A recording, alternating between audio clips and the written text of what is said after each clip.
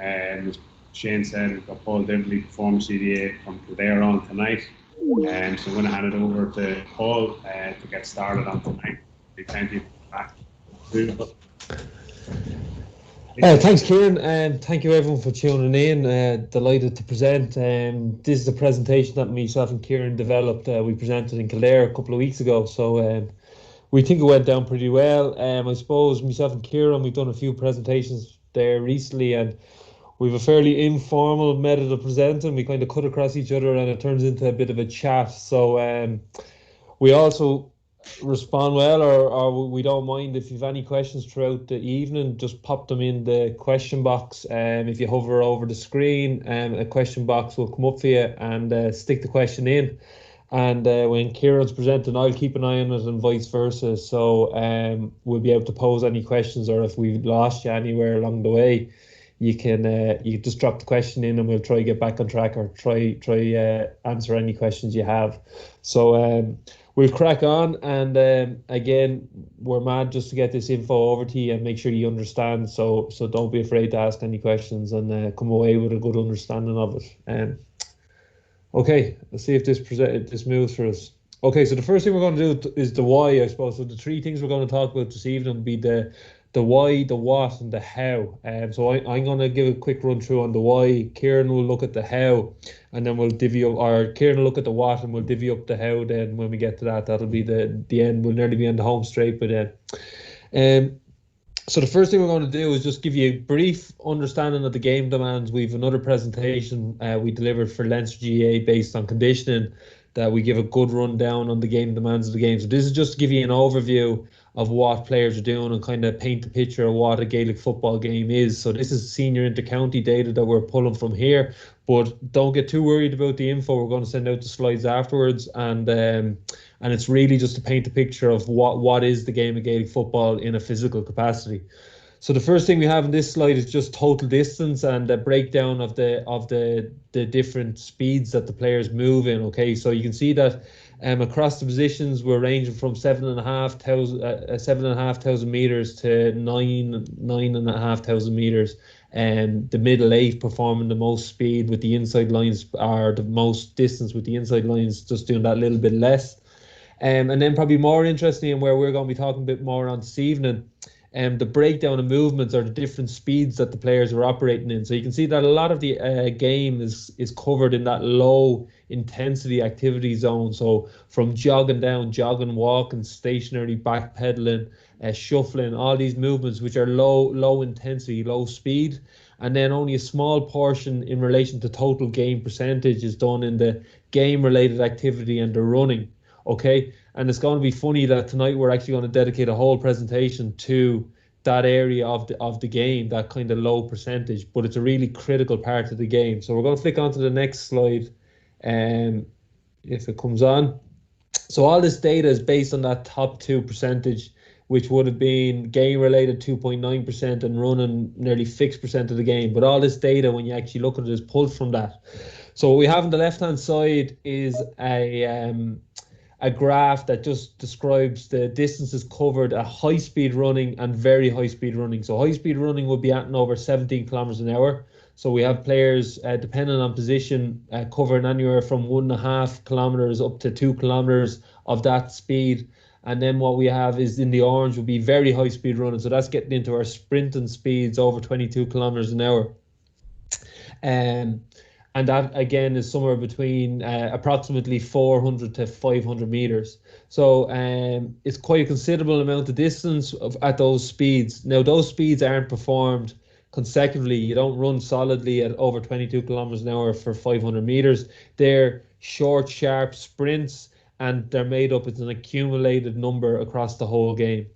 And how that's made then will be, if you look on the right hand side, you see the top graph. It's a number of accelerations and sprints that the players perform per position. Now you see that the accelerations, they vary across the positions, but the actual sprints or the high end speed is actually quite level across the positions. So that makes sense when you actually think about the inside lines. They don't cover as much distance, and they're not involved in the game movement as much, But when the ball is near them, or when they're on, there's a far more critical aspect. So it's a lot more high-end activity occurring inside, either defending in the inside line or attacking in the inside line. So it's very high-intensity activity. And then finally, just to give you a brief overview of what the players are asked to do in the game, we've the speeds. So we've been able to record or find the speed recordings of what the players are doing. So I think, Ciaran, your camera is in front of me there, but I think we get up to around 8.75 meters per second, which is somewhere in around for the midfielder, which is somewhere in around 32 or 3 kilometers an hour. So the players are required to go at a very high pace throughout during the game. So not only do they do a large amount of sprinting and acceleration activity, but they also actually do a very high activity or a high intensity of that activity as well. And so that's the last couple of slides is just to give you a brief overview of the demands of the game and kind of justify why we encourage us to look at speed as the trainable aspect of the game. So moving on then, what we're going to look at next, we're going to look at the different variations of why we possibly would train speed and implement speed training into our training. The first one probably is reduced injury risk. So we've all seen these players. What we have: Bernard Brogan, Darren Sullivan, Lar Corbett, and one of the Limerick lads. He's the full forward, Flanagan. So we've all seen this picture of a lad holding the hamstring, and generally that occurs on the pitch after a high intensity activity, where the player wasn't conditioned to be able to perform at that intensity, and he gets injured. Okay, but what we found is we've two options. Okay, speed is a risk of injury, but what we found is that actually by exposing players in a structured program to speed training, we can actually have a preventative effect. So they actually get a robustness or a resilience to this speed, or to this speed risk. So there's two or three papers there that all say the same thing, that if we train players in a structured environment, expose them to speed, they actually have a preventative effect or a robustness effect in the matches, because we can't get rid of the speed aspect of the match. So the player's always going to be at risk of that injury in the game time. So all we can do is reduce that risk by exposing them to training activities. Happy enough, Ciaran? Yeah, and I suppose just to add, as we go on into the presentation, we give more on it, but it's just to plan out your sessions and give players a chance. If they're coming off like they are now, off a period away from the squad, may not have been doing much speed work. First session back, you don't try and get them up to 100% max speed.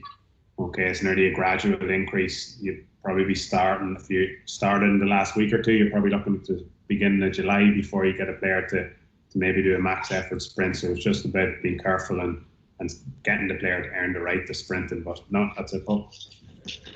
Yeah, and we'll be talking about that a good bit in the how as well. But the next one then we'll be looking at will be performance. Okay, so we're very generally, everything you hear about S&C and GAA, it's always related to injury prevention, and that's a brilliant part, and it's a very key part. But another massive part of our jobs as coaches and as S&C coaches and as team skills coaches is performance and improving the performance of these players. So what we found, we've 4 different studies or articles referenced here. The top one, the Irish Times, GAA players and teams beginning to realise the speed is a skill. And that's really what we want to get to.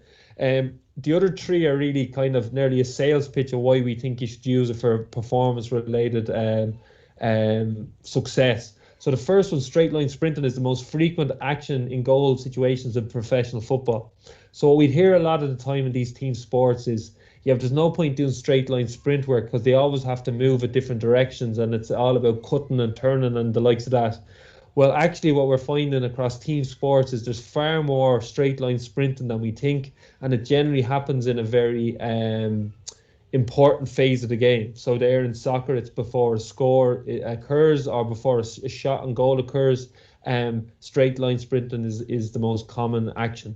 The next one in a GAA capacity is a very interesting one.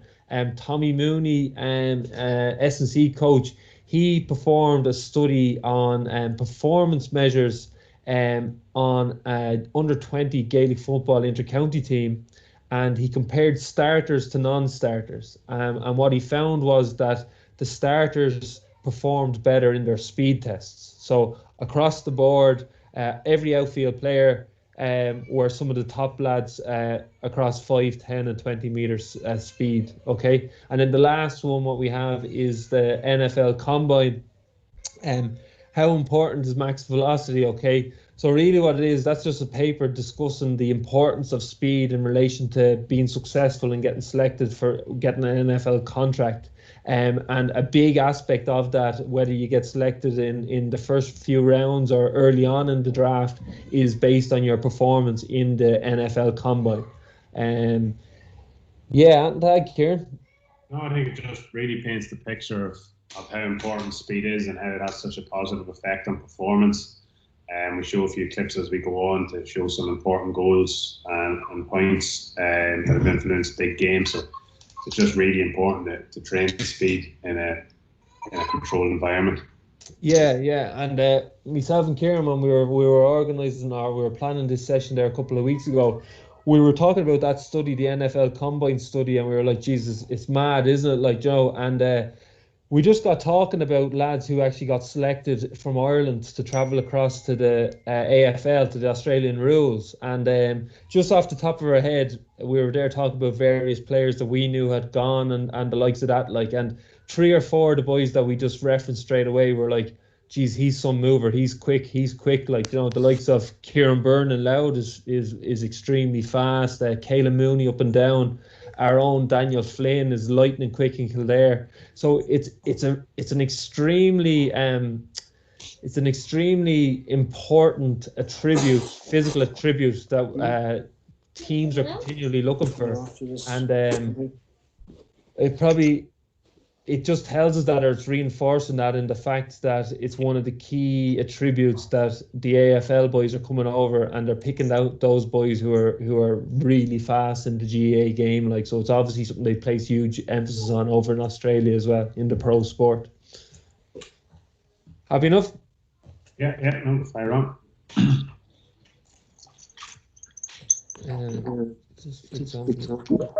Okay, so the next one.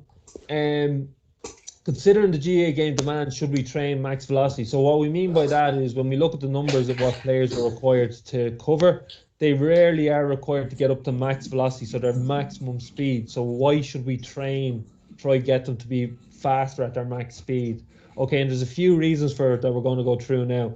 The first one, the max velocity affects the entire acceleration profile. So the better you can be at your top end speed, the very fastest you can go, it affects the entire profile. So the quicker you are in the first 5 meters, first 10 meters, first 15 meters, all the way up to your top end speed. Okay, so max velocity, increasing max velocity will increase your speed across all these distances and increase your acceleration. An example, if we put it into numbers, if we can take 100th of a second off our 20-meter time, that'll equal a 1 meter faster increase. So that means we'll get 1 meter of separation between ourselves and our opponent, which is a key result if we're trying to win a match, like, you know. So it is very trainable, and it's something that we should place emphasis on, and it's going to have a massive impact on our performance. The next, sorry, you all right here? No. Yeah, just a wee reminder there, if we could just mute the mics there, there's just a wee bit of sound coming across. Yeah, if you want to fire on. Yeah, no. The next one, this is one which is actually quite unusual, but it actually makes a lot of sense. Okay, so by placing a focus on our max speed training, we can actually increase the conditioning aspect, or the efficiency of the players, so how well they're conditioned to perform in a match. Okay, so by increasing our max velocity, we're also going to increase our sub-max speed. Okay, so if we can raise the bar from our 100% max speed, if we can add on more distance per second, so go from 10 meters per second to 11 like this. Now, this is an elite sprinter, so we wouldn't be expecting our lads to go that fast, but if we went from 8 meters per second up to 9 meters per second, that means that everything under that has now become easier. So now 90% has become easier, 80%, 70%, 60%.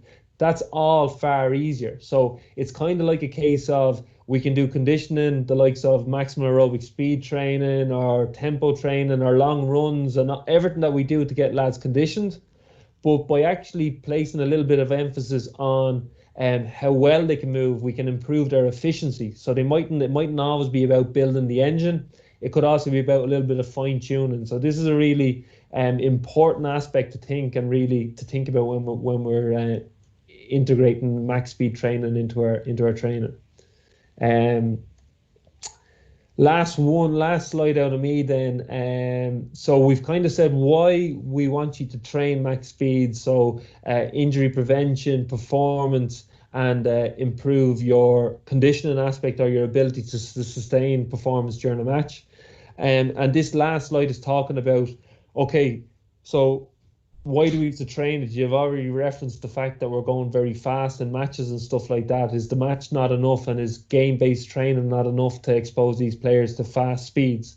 It is enough to expose them to fast speeds, but not their fastest speed, and that's a key aspect to get them to improve their max speed or their speed. So we have to train at their near max to improve their performance there. So what we have here is data from NFL. National Football League matches from this year, and then down the left-hand side we have their training data. So this was data all recorded in 2020. We see that the full back line performed 8 meters per second, and the half forward line were the fastest, performing 8.3. However, we flip over and we look at the players and how they performed. These are the exact same players, how they performed in training, and you can see that their numbers are far higher. We've one lad getting up to 9.26, 9.4 meters per second. So this means that the game is not actually exposing them to their max speed. So the game is not enough to develop optimal speed. Okay, that's the general gist of this, that we need to create isolated intervention opportunities in our training to expose the players to their top end speeds to improve their speed. Yeah, and just to add to that, then as well as just like your conditions on match day. Like we think of some of the games that were fixed for this year in the NFL or during the National Football League, or a lot of wet, heavy pitches or storm warnings. So that all has an effect on what speed you can open up on in the game. But you can see then on the training data, given that time to develop speed, it just makes everything more efficient underneath. If some of you are wondering where the rest of the data might be, it's different players would have been on different schedules. There would have been Sigerson ongoing. We would be managing players' load, which is hugely important, especially with youth athletes, making sure you know what players are doing.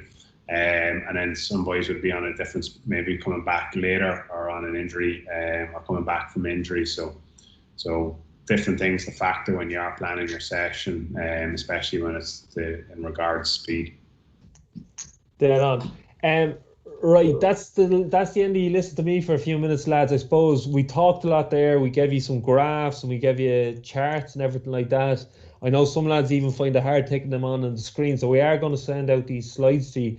But the next 3 videos, we've just clipped 3 very quick videos, and what we're kind of just saying, just sit back and watch these 3 videos, and really it is a picture paints 1,000 words. This is true speed, where it was a game-breaking opportunity or game-breaking scenario that speed was a critical element in setting this player off or creating separation. So hopefully the 3 videos play for you. If they don't worry about it. It's not really going to be the making and breaking of the presentation, but it'll only take a couple of minutes. So enjoy them there. I had to get a Kildare lad in as well. What hard not to get that one in.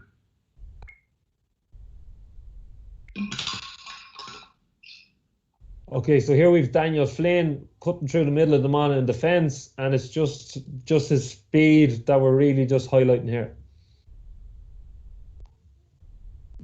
Okay, next one. I'm a hurler myself, so I had to get hurling in. I hope there's a few hurlers on the call this evening.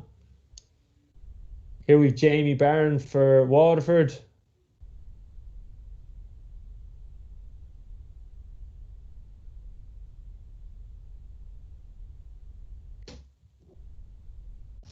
Okay, and he's just really opening up here.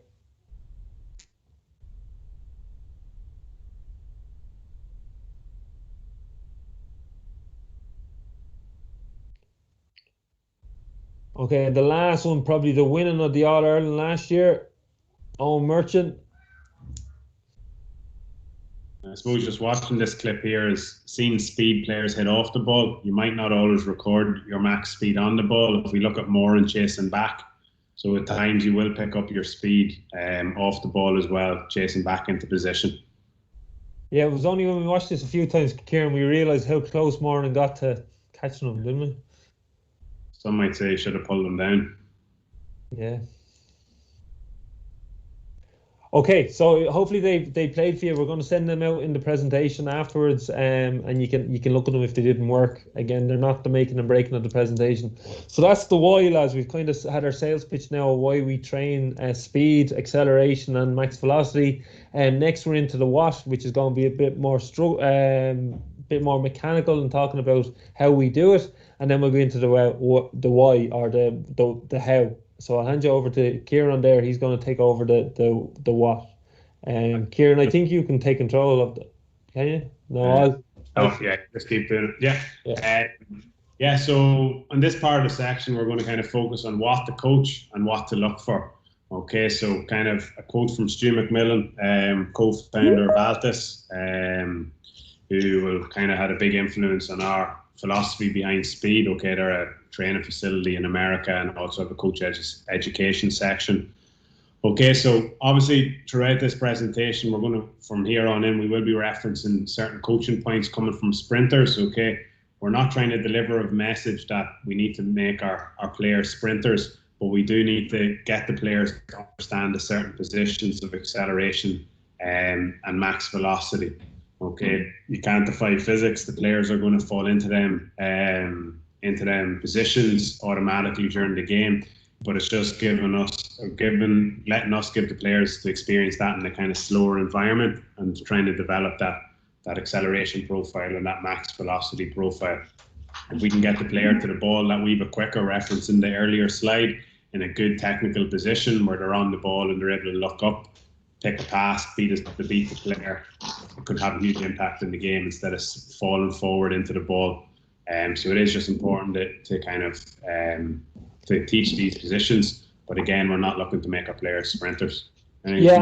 Yeah, it's probably another thing, Ciaran, is how often the players are required to run a full tilt or run fast off the ball, where they actually can get into the good shape if they actually know what to do, which is going to let them move even better. Like, so there's nothing wrong with looking like a sprinter when you're running in certain situations. Certain situations won't let you do it because they need to be low to the ground so they can change direction and the likes of that. But there's often a time where you just have to open up to get back and cover a half back or something of the nature, where good running mechanics and really getting into those nice shapes is going to really help us. Like, so it's good. Yeah. Have you to move on? Yeah. All right. Okay, so kind of next few slides, we're just going to focus on acceleration. Okay, so acceleration, and the main kind of focus of acceleration is kind of produce horizontal force, trying to produce force in the direction you want to go.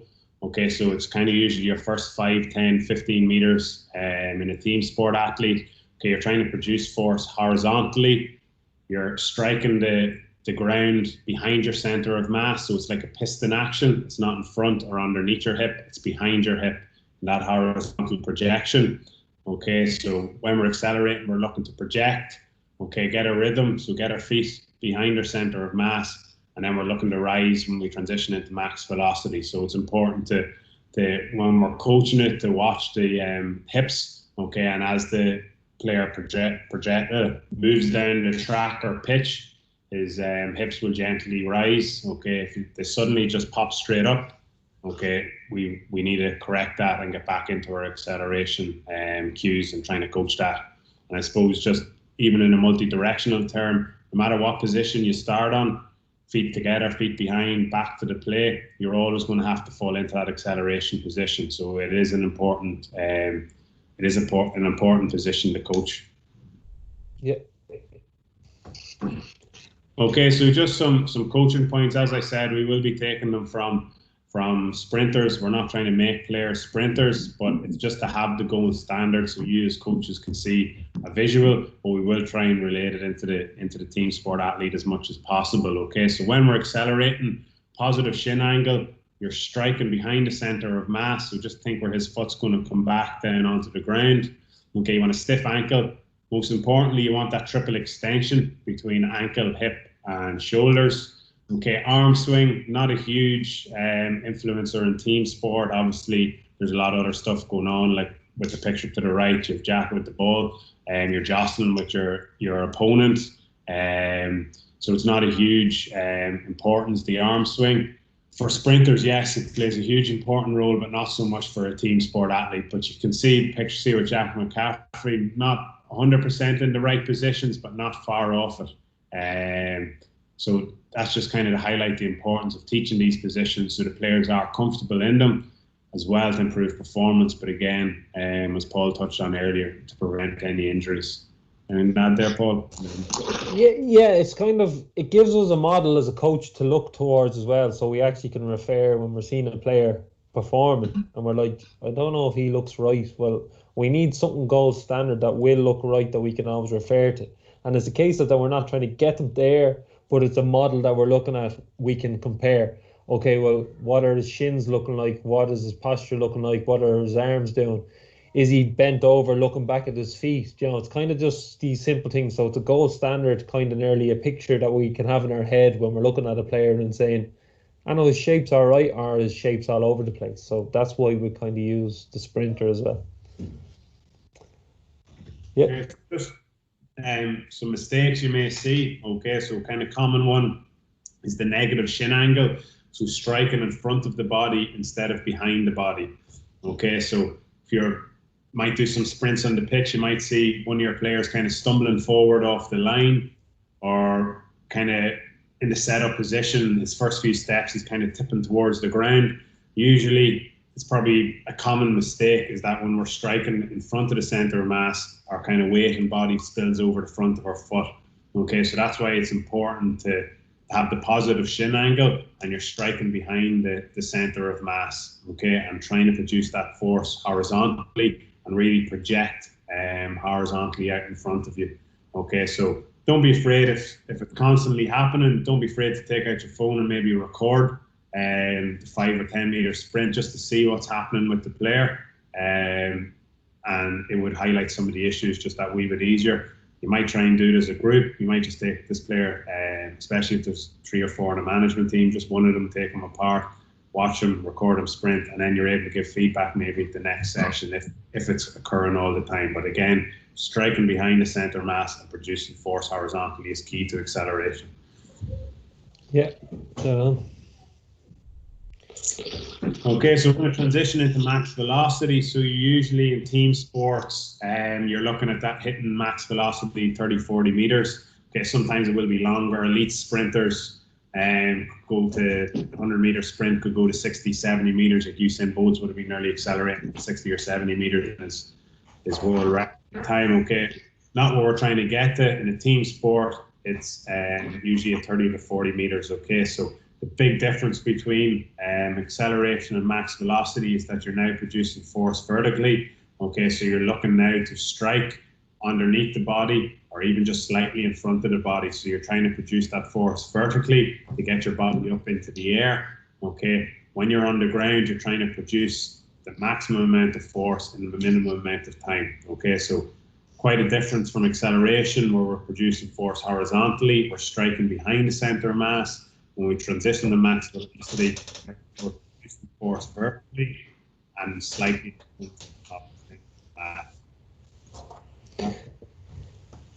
You broke up the last second there, Ciaran.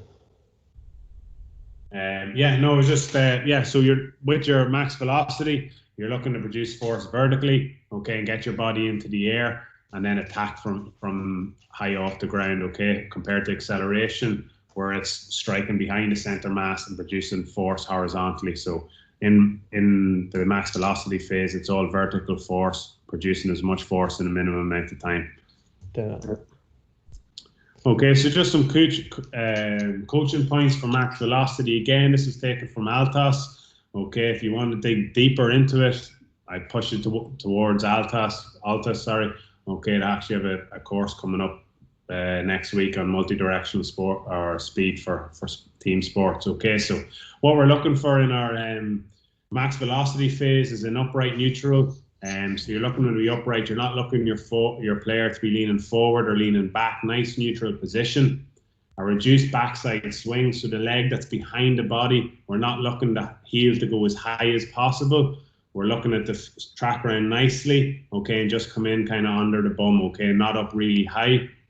Okay, if this is occurring, you won't be able to get a proper knee punch on the other side, okay? So if a player is struggling with his knee punch, okay, have a wee look at seeing what he's doing behind the body, okay? But again, as I said, the front side mechanics of that knee drive or the knee punch is really, really important. The higher that is, the more time we have to attack the ground from a height. So we're able to produce more force into the track or into the grass, okay? So you're looking to attack the ground from above. When we make contact, we want a stiff ankle, okay? We don't want our ankles to collapse. We want to be able to get the force from the floor or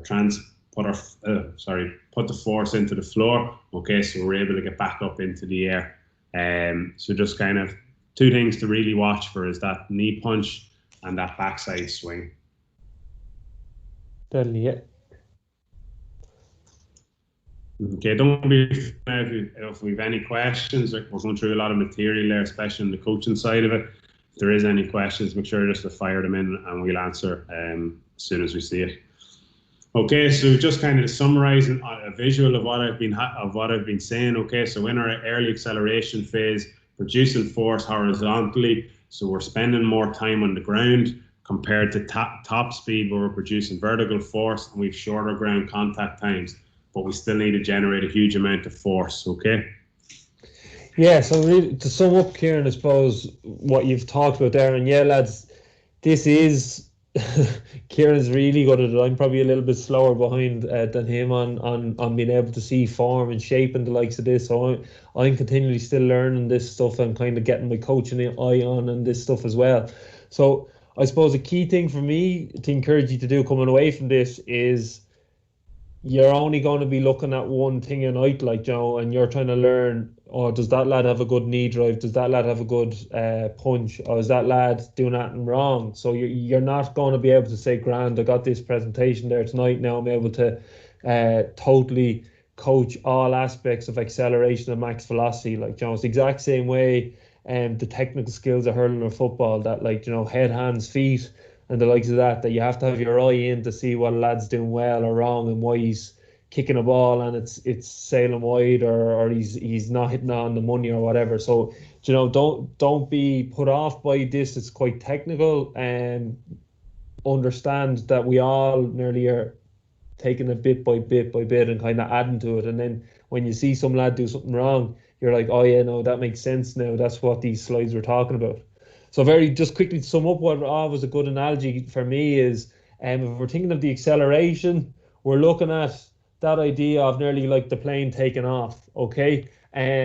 So the lower you can get and punching behind you, striking the foot behind your centre of mass, that's going to send you this way. So we're looking at covering ground very quickly and building up our speed.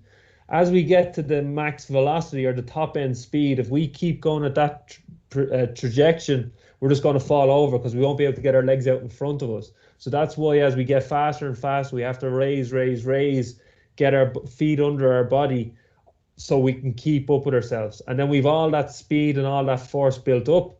And then when we get to the top speed, it's just actually about cycling that speed that we've already developed and just keep it going for as long as we need it. So we're not actually trying to generate more speed there. We're actually trying to maintain the speed that we've already developed. Is that fair enough, Ciaran?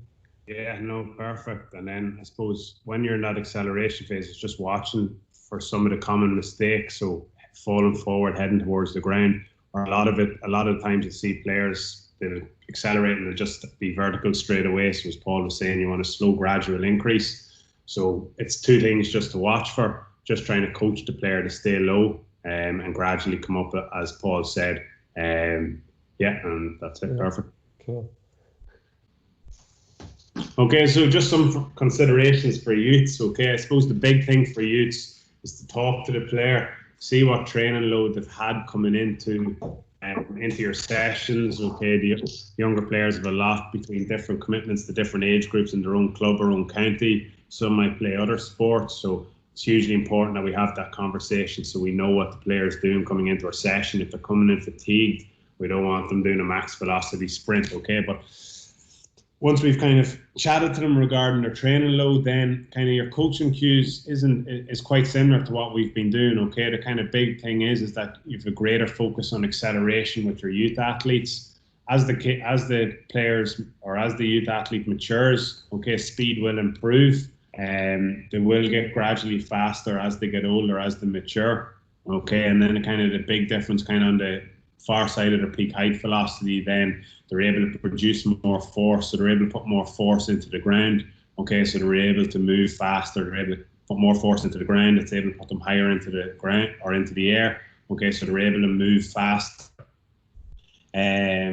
And then kind of most important, I suppose, a youth athlete is using other mechanisms of training. So resisted sprints, okay, your general plyometrics and strength training, all of that combined will really try and help and will really improve your youth athlete at acceleration and speed. But same with everything, you got to consider the maturity of the player when you're designing your strength session, your speed session, your football session. There are factors that that should always be in play, so you're able to gauge and pitch your session at the right level so the player can understand it and take it home and improve. But just to highlight, the big thing is that acceleration focus in the youth athlete more so than the max velocity. Do you agree with that, Paul?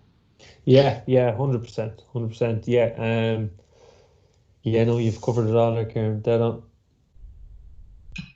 Okay, so we've covered the what there. Again, I know Ciaran said it already. The Kildare lads mustn't be as quick as the Louth boys, Ciaran. They're flat out asking us questions. So just to say again, and we can do it at the end as well, we'll hang on, but please don't be afraid to ask any questions this evening. The next one we're going to go through is the how. So we're going to give a few guidelines on how we implement, or how we encourage you to implement speed sessions and what's involved in it. So first thing is we're just going to go through 3 slides. They're going to kind of go across the broad rules of what we're looking for. And the first one will be intent, okay? So there's a famous quote, if not sprinting is not sprinting, okay? And what it's really referring to is sprinting needs to be maximum intensity. So it has to have 100% intent, okay? So we can't do sprinting at 90% speed. That's not sprinting. That's not going to develop the player's speed. Might potentially maintain what they already got, or slow down the loss of that. But what we really do to get exposure or to improve this skill, and we actually have to sprint them or create a situation where they have to perform at maximum intent. How we do that are simple ways of doing it. We use competition a lot. So obviously when we're doing in the learning phases, and there's a time and a place, and we're going to go into this a little bit more in the session setup in a few minutes. But a key one that we use a lot is competition and races and time trials. So by creating a situation where he's trying to beat the clock, or he's trying to beat a teammate or an opponent, and he's going to put in 100% intent because it's a competitive situation. So, but a key one coming away from this is for them to sprint and for them to improve speed development across acceleration and max velocity, they have to be going at 100% tilt, full effort. Hugely important. That the 100% rep might be your second. It might be a gradual increase to get to that 100%. We're not saying just land out in the pitch and go 100%, especially after coming off a period of time that we have. But it's a gradual increase, and then your last rep might be that 100% one, or at a time like this, week 3. But we give more guidelines on that. Yeah. The next one, rest. Okay, so we're looking for, between each rep we're looking for full recovery. So the guidelines will be somewhere between 45 to 60 seconds per 10 meters distance covered. And the reason we're doing that is speed training works a specific energy system. So it's the lactic energy system. We don't really need to get into that, but it's the first energy system, that instant element of energy that we have in our muscle, okay? And that's what sprinting uses. That's the fuel we use for sprinting.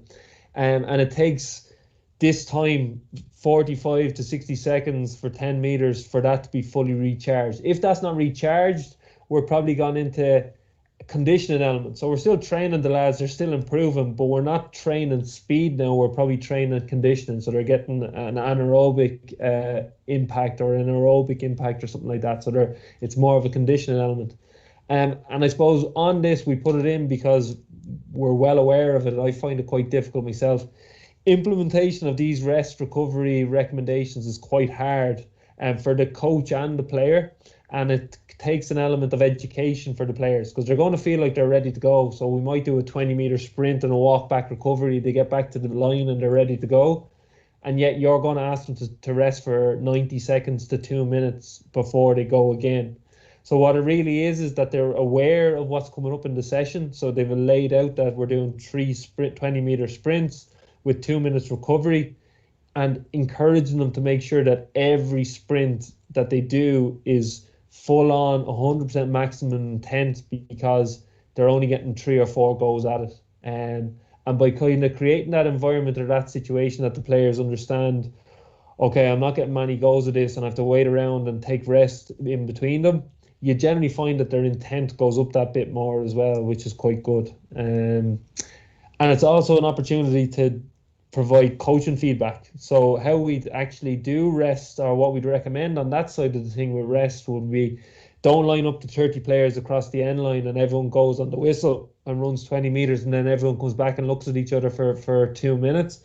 What we'd encourage is that you might set up, if you have 30 players, you might set up groups of 3 or 4, and then you'll actually go through 10 reps before you're getting back to the start to go again. So the players are getting to view other players and how they're performing, and that'll link into how they performed themselves. So they'll be looking at a bit of feedback and a bit of cues going on and what the coach is saying, and then they'll be trying to integrate all that information back into their own run as well. So that's a useful tip of how to implement the longer rest periods. Happy enough, Ciaran? Yeah, no, it's just all about patience, as you said. It kind of leads to a bit of an awkward silence, but as you said, it's to do with educating the player and setting it up, as you said. And then the last one would be distance. Okay, so the distance that we program will target different sprint qualities. So as you can understand, the shorter the distance, 5 to 20 meters, is going to have an acceleration focus. And then the longer distance, 30 to 60 meters, will be a max velocity focus. And that makes sense, the fact that we need a certain amount of distance to get up to our maximum velocity. And so just we'd be considering that when we're planning our sessions.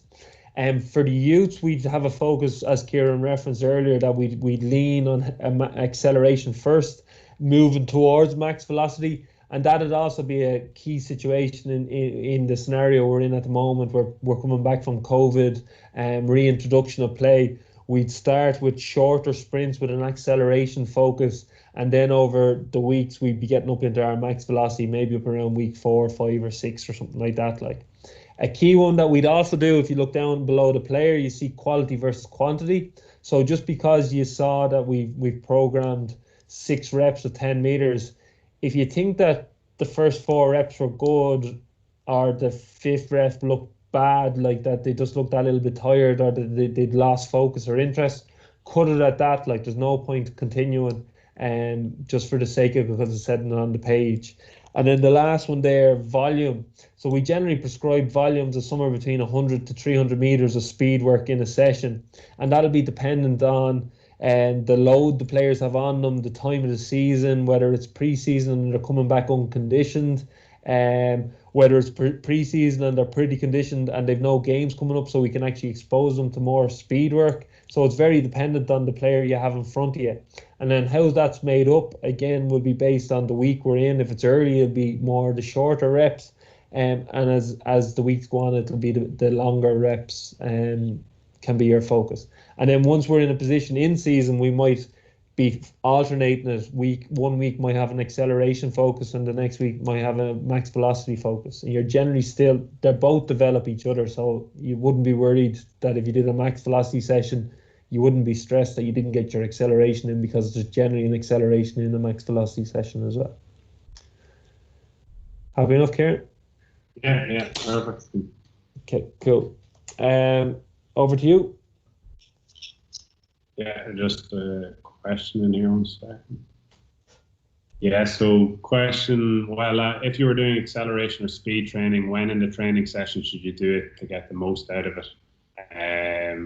For me, yeah, you're kind of do your kind of 10 minutes of warm up prep and 10, 15 minutes, and then that kind of 10 minutes before maybe going into the drills or small sided games or whatever it is. So in that small window, getting a good warm up, you may include some of the drills now we're going to talk through here quickly, and maybe integrate some of them through the GAA 15, and then kind of minute 12, minute 15, you kind of move into your acceleration focus, so that kind of 10-minute window, and that's kind of when you would start adding up your distance, so your 100 meters for that session. So kind of in this in-season period, if you're talking about over the next few weeks, like I'd be leaning personally that 10-minute window, and I'd be looking for a 100-meter max in acceleration focus, and then come July, a bit more max velocity focus. But with the tightness of the season, I'd be going to 100 and 150 max before game start. Yeah, I'd agree, and yeah, I'd lean the exact same way as Ciaran there. It's that kind of microdosing kind of model that we're getting small chunks of it in most sessions. So it's either going to be max velocity, acceleration, and we might even add in a multi-direction session as well. So depending on it, we always nearly build in that 10-minute period. So you have your GA 15 or a warm-ups of similar nature, and then it's that when they're fresh after that they come into their speed element, whatever it is, linear speed, multi-directional speed. And then once that is done, that isolated block, then it's into game mode. Like, so you're playing your small-sided games and you're trying to build in your tactics and your general football or hurling training. Then again, it's just important to chat to the players that they're not coming in fatigued to the session. So that's a tough session on the Sunday. I know at the minute a lot of stuff is away from the pitch due to the ruling. So you might not do the speed on the Tuesday. If you've had a tough one on the Sunday, you might have a kind of ball session or a lighter session on the Tuesday, and then go implement your speed on the Thursday. Or if you're doing it on the Tuesday, you mightn't do any chases. It might just be mechanics based. So it is important just to have that conversation, or kind of know what the players have done leading into your session. But yeah, no, we touch on the drills here. So there's a link to the YouTube page now on the next slide. So just kind of some drills to focus on acceleration. So we've kind of 3 phases. Your phase 1 is mainly focusing on posture. Okay, each drill gets a wee bit more difficult and tests the player that wee bit more. Okay, from a static hold to then a dynamic switch. Okay, so there's more going on for the player to control. Then you're going into your resisted drills. Okay, again, the focus here is still on posture and technique. It's not about how much weight you can put in their back and see how fast it can go. It's the next phase, so it's even more dynamic. They're moving and they're learning about the forward lean. They're moving about their knee punch, and they're learning about pushing and punching. Okay, then you're going into your phase 3, which is kind of 2 parts. Your first part is coaching that first step, or kind of that acceleration position. So staying low, really focusing on that. Okay, and then you're bringing in the intent, so acceleration races. You're creating that wee bit more intent for the players. They're getting up to a faster speed and have that competitive section to it. Yeah, and particularly the wall drills and the resistance drills at the start, they're nearly about creating an environment where the players are forced to get into that position that we want to happen. So you see the picture there of the athlete with the resisted sled behind his back. That has nothing to do with making it harder for the athlete. What that is doing is creating a situation where he can over-exaggerate his forward lean to get into that position that hopefully through training that he understands my legs can operate in this situation, and he'll naturally get into that more pronounced forward lean, which is going to improve his projection down the field. So it's only an aid, and the same with the wall drill. That's about that forward lean. So you can see the athlete there. He has that nice forward lean into the wall, and he's learning how to use his legs in that forward lean position. So it's all about just setting up the environment where he can figure this stuff out. Yeah, just another question. Well, just to finish up, I probably should have said it earlier myself. But them phases, it doesn't mean you master phase 1, you go to phase 2, and you never go to phase 1. you could incorporate 2 drills from phase 1, 2 drills from phase 2, and a drill from phase 3, and that may be a session. So you can move across the phases. It's just so you're aware of that. Another question here, Paul. Ciaran, what speed work would you propose for under 12 boys in the next few months? Do you want to take it first, or? Yeah, I suppose under 12s, you're probably at that fine line between where are they mentally and maturity to take on this work. Depending on where they're at, you kind of, I know I've had a good few chats with various coaches around this ages, and some of them, the lads are nearly the maturity or the focus of an under 14, and then others are nearly touching down towards the under 11 or under 10. So depending on where they're at, we'd probably push you more towards the game activities, and probably wouldn't go in as much into the drills or any of that activity, and maybe even try to integrate them a bit more through maybe a few races, and then just create the game environment where they get to run pretty fast. So we might have open spaces and stuff like that, or a good few chasing games and the likes of that. If they are that bit mature, you can easily follow this program as well. I suppose the key thing and what we're trying to get across here, there's a lot to do with speed, in relation to force production and projection.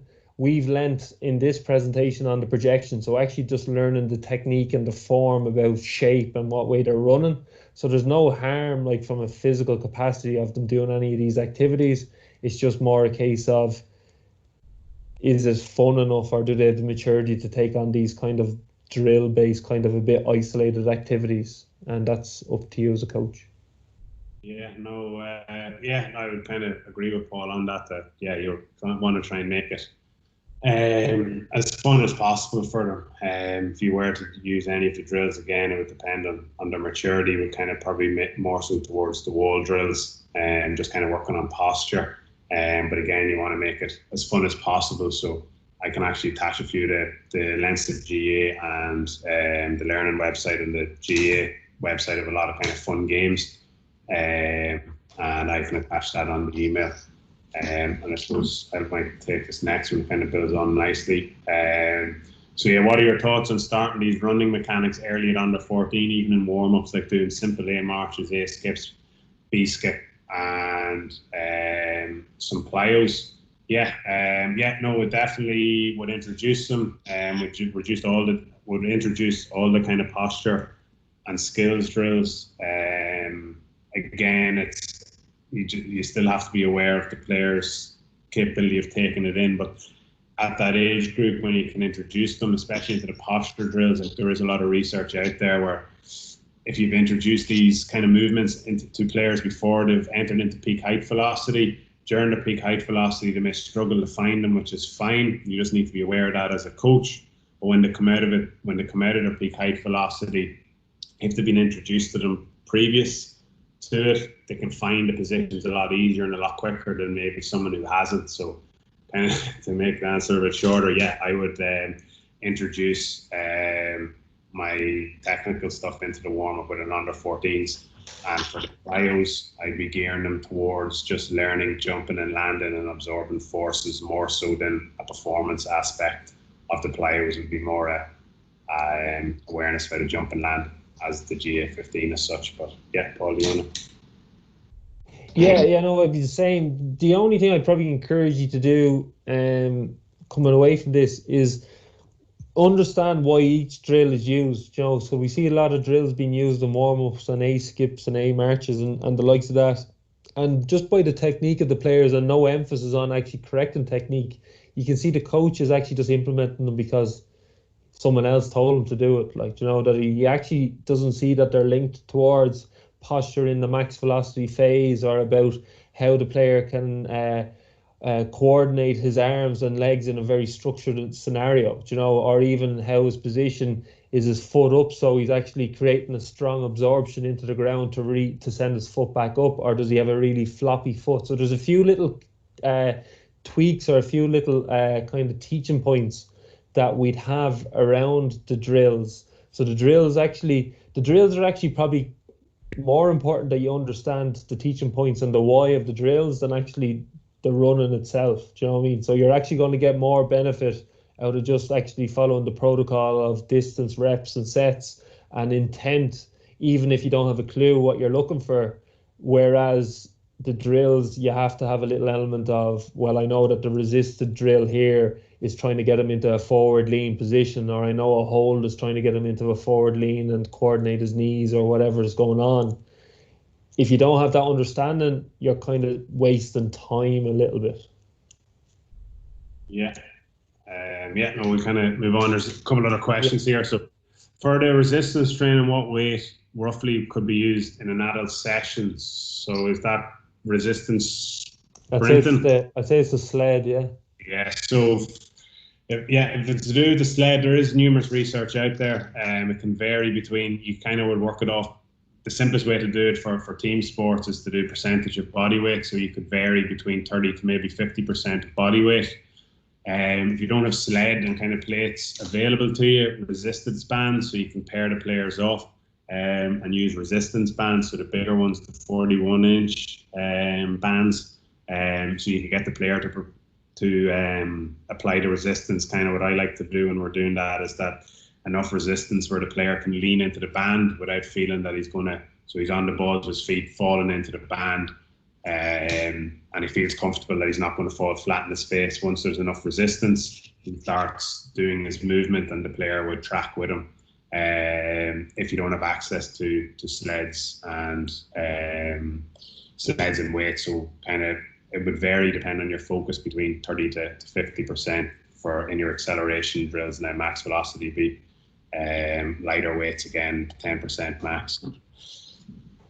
I know enough as well, like even simpler, lean on the fact of watch your eye as well. Like if you see that the form has gone out the window, like that it's a resistance now that he's trying to drag it with him, it's probably too heavy, like, you know, and so it's kind of just your focus. If you're really trying to, there's probably a step. So wall drills, resisted drills has probably two phases. The really heavy phase is probably easier when you're really trying to get that lean position, and then as they get better, the weight will get faster and it'll be getting closer to speeds that they'll perform in a real run. So that's kind of another element.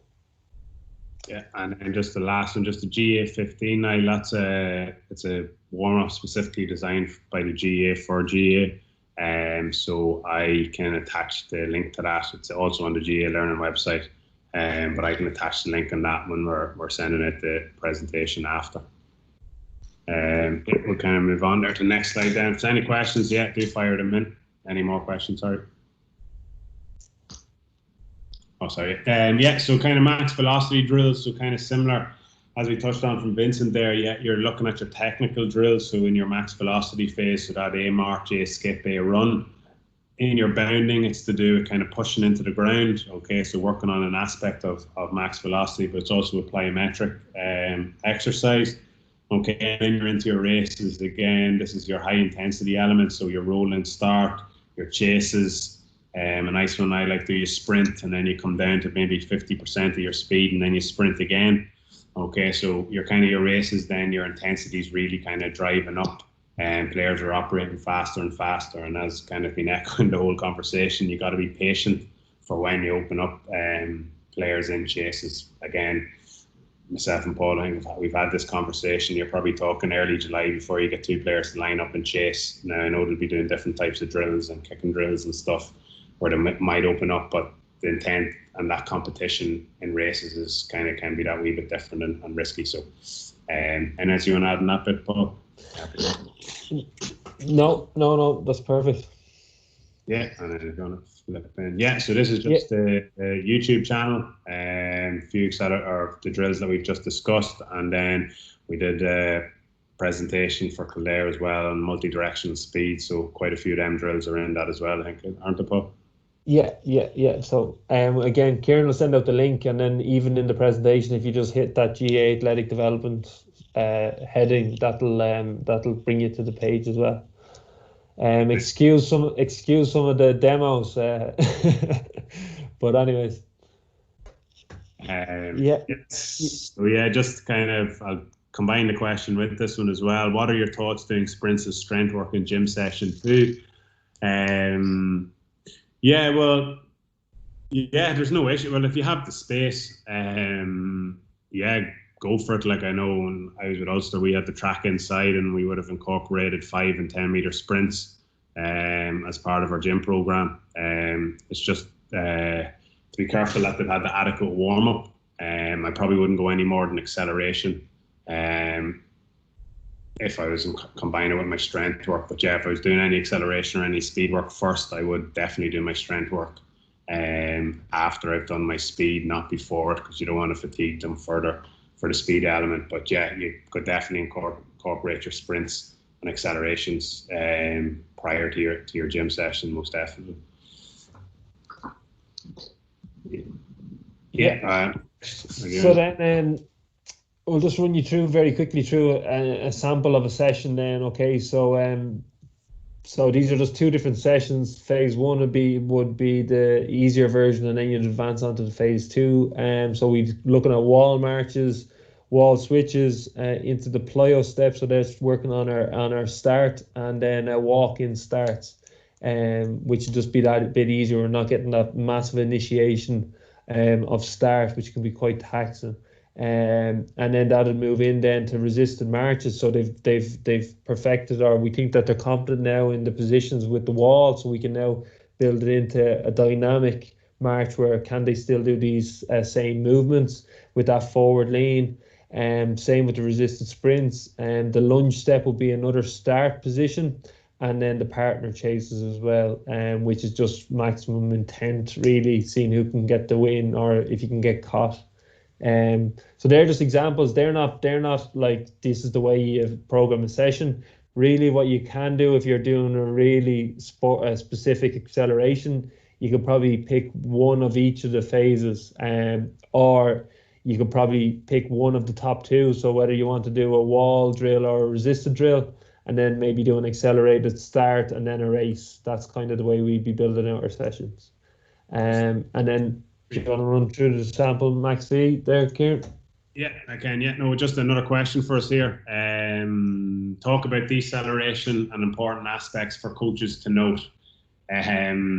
Yeah, hugely important topic. We actually did a presentation on change of direction and deceleration in Kildare 2 weeks ago. The plan is to roll that out loud in the next, not next week, the week after, or early July, before we're full whack back on the pitch. But yeah, deceleration is very important aspect to coach and train. A lot of research, there's actually nearly double the amount of decelerations than there is accelerations in a match. It's a topic probably that, as we have done, is a presentation on itself. So if you keep an eye out for that, Sean, we'll be presenting on that in the next couple of weeks. Anyone adding that one, Paul? Yeah, it's probably when we started the research on this agility, change of direction, deceleration presentation, it opened our minds a little bit. So yeah, it's definitely a presentation that'd be worth tuning in for again. Both again, injury prevention and performance. Performance is probably even bigger in change of direction, decelerations and the likes of that. If we can actually nail down the technique on these movements, we can get massive results in relation to performance on the pitch. So yeah, I suppose it's such a big element. I wouldn't go into a big conversation on it tonight, but we'll definitely be back to cover that in the next couple of weeks. Just a small thing to add on it. If you want it and you're comfortable coaching it, I know I'm not going through it tonight, you can obviously put your decelerations after a 10 meter sprint that might come to a break and stop, double or single leg, or a 20 meter.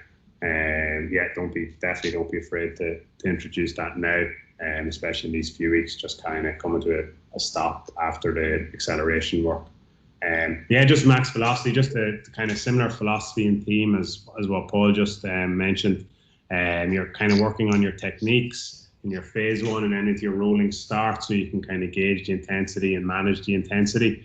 And then your phase 2, it's becoming a wee bit more intense, a wee bit more competition. You've got partner races and your partner chases. So again, that competitive element, and the players will start operating at a faster speed. So So yeah, similar philosophy. And again, as Paul said, you can combine an acceleration and max velocity together in one session, and just kind of map it out as we touched on through the different stages. Yeah, and probably just second again. Out of all of them, it's probably like, just understanding why we'll use that drill type, so the march or the skip, and those are probably the ones where you just need a little bit of understanding. So what we're looking for there is that you have an upright posture, that your arms and legs are working in tandem, coordinated, because this is all going to create positive movement. So it's kind of when you are integrating those movements or those skills or drills, that you're just a little bit aware of what to look for. And it all comes back to the technical model that Ciaran showed, where we've the kilogram of the player in the different phases, kind of what we're trying to get out of each part. So yeah, I'm happy enough. One more question here then. So pre-warm-up, when talking about the importance of mini bands for activation glutes, what top 3 mini band exercises would you recommend? You want to take that one, Paul? Vincent probably has heard a lot from me, different aspect on it. Yeah, I don't get too wrapped up in mini bands. I kind of my prehab program, I kind of have it set up in a kind of menu situation where the players select that their raise is probably one of the key aspects of the warm up, and the mobility phase is that actually I want them to come out onto the pitch warm. Okay, so there's no point like foam rolling and then straight into bands and activation work if they haven't even got that little bit of warmth in the body and actually the body's ready to do a bit of training. But then in relation to mini bands, if we do want to use them, I just use the general ones of the crab walk, the train trilinear walk, and maybe some just stationary knee out kind of job. So you're just activating the glutes. I really don't get too worried about them. I think they're overused, to be honest. There's multiple exercises we can do to activate and mobilize the joints and the muscles without being always using mini bands. And I think even the fact that we put them into every single session, players kind of go into autopilot with them, that they're not even doing them. It just looks like they're doing them. So it's kind of, if we bring them in and take them out and bring them in, they actually keep that element of focus and the players apply themselves to the exercises that they're doing. So I'm not a huge fan of them, to be honest. Yeah, just that, I suppose, kind of, it's probably a few years ago mini bands were really in, and even up to recently, and they do play an important role at times, but kind of an early way I would kind of look at it now, and it's probably changed even in the last 18 months to years, that breaking down your body parts might not necessarily include the mini bands. You may want to focus on a groin stimulation or a calf, maybe one glute, maybe one hamstring, so kind of break it down into a body part that you want to target, and you might put one exercise per body part, and kind of, if you want to use a fancy kind of term, kind of robust circuit, and just kind of target maybe ankles, calf, groin, glute, and a hamstring, all kind of in regards activation if it's pre-game or pre-training. Will kind of be another way maybe to kind of look at it as well. And then probably the only other thing I'd add on mini bands is lean towards the lighter ones, like not the extremely light ones that are nearly like a piece of paper, but like, you see some lads and they've the big thick black ones, like, and they like their form and shape and everything's gone out the window because it's just too strong for them. Like they can't deal with that amount of resistance in the band. And you see often the time that the coach is pushing them towards the heavier band, where I'd be pushing them towards good form and nailing the form when we are using any of these activities. So you really want a selection of bands and let the player just pick up whatever one is comfortable and go from there. Yeah, and it needs to be, you can move them up and down. Yeah. No, any other questions? I think that's kind of it for tonight. If there's anything on this, I know, Sean, you chat about the deceleration aspect, but we will be doing a presentation on that, and we just didn't incorporate it today because there's so much in acceleration and max velocity. So as we said, we presented that in 2 weeks. It's circulated in Kildare, so if you want to have a look at it, you could stand and then we're allowed, and we'll be presenting on it in the next couple of weeks, so if you want to keep an eye on it. I suppose the last thing there, lads, this, like, the goal is keep the goal. I suppose what we're doing here is we're probably going against kind of the model of coaching that's became very much in vogue, is this kind of like the game-based model, and, you know, can we do as much as we can through games? And we're probably pulling you back that little bit and kind of saying, well, hang on, can we isolate this attribute, this physical attribute?